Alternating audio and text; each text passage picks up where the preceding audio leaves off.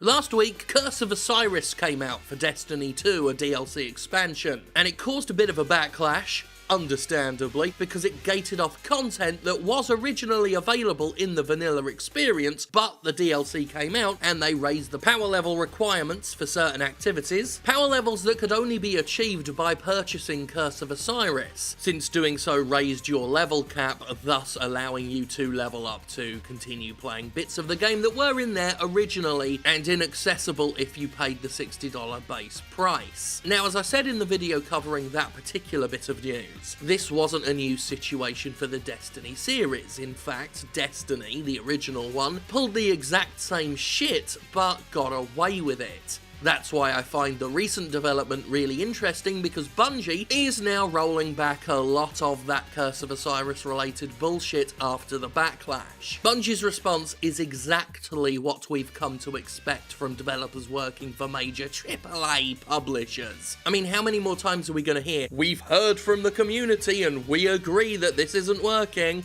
We've made a mistake. It was unacceptable. It was totally a mistake, a lapse of judgment, and we can understand why people are frustrated. Let us quickly roll back the changes so you will forget what we did." I've said before that when companies come out and say these things, "Oh, we made a mistake, we agree that this was an error," in general what they actually mean is, "Oh shit, we got caught. We made a mistake, everybody, we got caught." And the fact that a lot of these problems that are being hotfixed now were present in Destiny more or less demonstrates that. Only now, after the community has kicked up enough of a shitstorm, has Bungie admitted to making a mistake. Destiny 2 tried to get away with the same bullshit Destiny did. It tried to play its "Destiny totally isn't an MMO, but let's use MMO tactics" shite, but chose to do so at a time where communities are already really pissed off at a lot of big AAA games, Destiny 2 being one of the primary targets. And so, because what once was overlooked hasn't been overlooked to this time, Bungie's decided to be so generous, so philanthropic,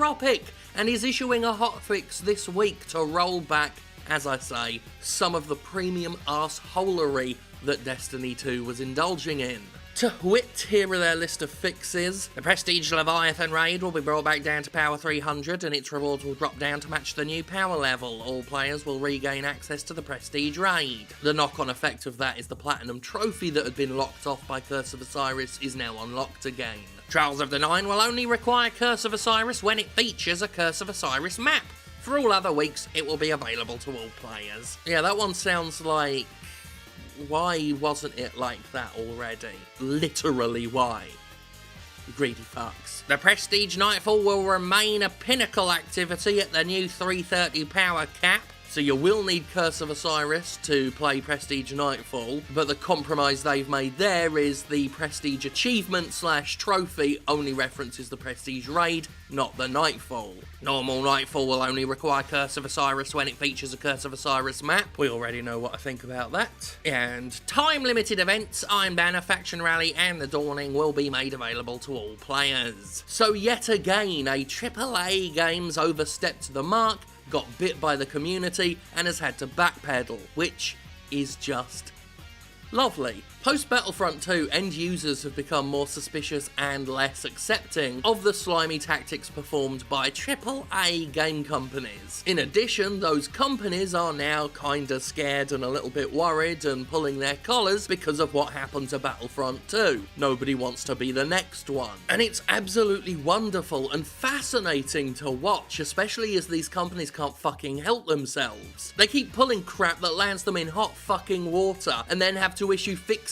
afterwards, after they've already pissed everybody off. Which again does help them in some way, because due to games being online, as I've said, they can roll this stuff back as if it never happened. And consequently, a lot of people are just gonna forget it ever did.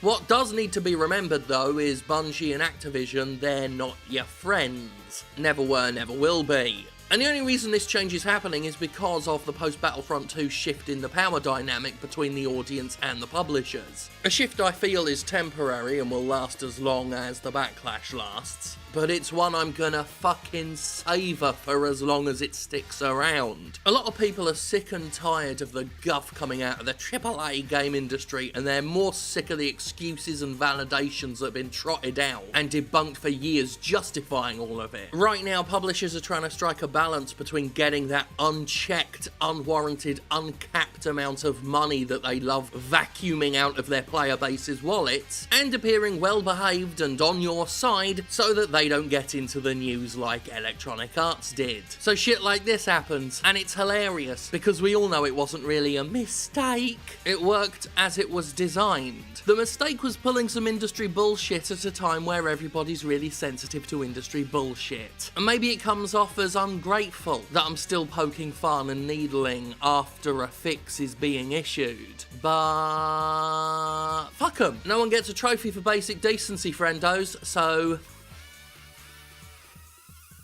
fuck off.